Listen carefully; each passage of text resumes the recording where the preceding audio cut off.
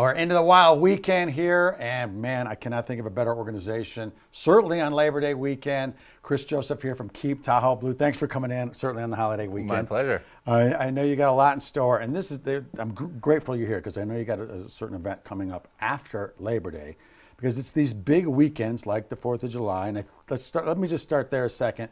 And how did we do? Just so we can perhaps follow suit on Labor Day weekend. Yeah, I think we really turned a corner this summer.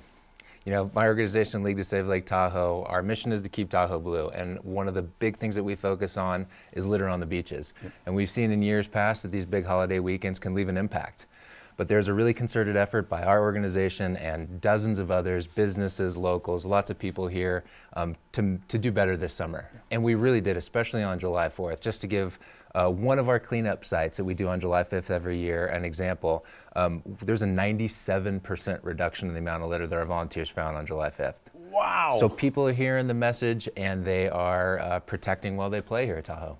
That message is beautiful, and even on the air we share this because, you know, you guys do great things for the lake and the beaches and the water, and you go, but that's just not necessarily your job. It's not like, because I was trying to research why people leave so much, like what's the theory behind it? They're like, oh no, well, Keep Tahoe Blue and volunteers, they'll clean it up.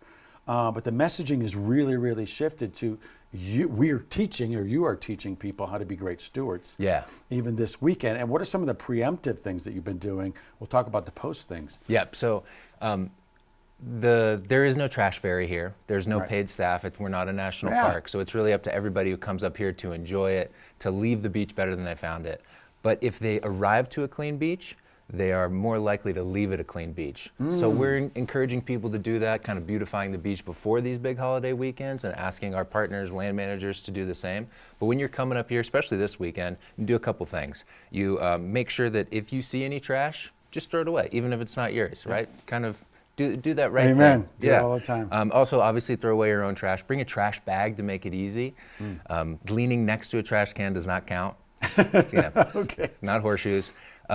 And bring a reusable water bottle. Save yourself some money on those single-use plastics and also prevent a major source of litter. Carpool if you can. Ride your bike. It's beautiful out here. Experience the outside. Don't get stuck in your car. Yeah, the greatest one, I learned this from my dad years ago, like camping or anything. Just leave a place, a person, an experience better than you found it. Yeah, amen. Exactly, Chris. And so now I love that strategy. Like, let those who live up here, let's start with it clean and pristine, so people go, oh, this is the benchmark on how we live, and if I'm going to be here, this is how I would treat this experience in this land. Yeah, for everybody, whether you're visiting for the day or visiting for a week or you live up here. Yeah, I love it. So let's talk about some of the events that you got coming up. I know with the post holiday weekend, what events do you got coming up? So Labor Day, on Monday itself, 8:30 to 11:30 a.m. at Kings Beach State Recreation Area. We have a cleanup coming out. It's a great way to kind of close out summer, say thank you to the lake for having such an awesome season. Pick up a little bit of trash. We have sponsors from Arcade Belts and California State Parks, and also the event is made possible with support from Epic Promise, an amazing grant that really fuels all of our work to fight litter and find litter prevention solutions. So we're very thankful to have Epic Promise's support. Oh wow, that's fantastic! Yeah. And you are finding bigger partners to collaborate with.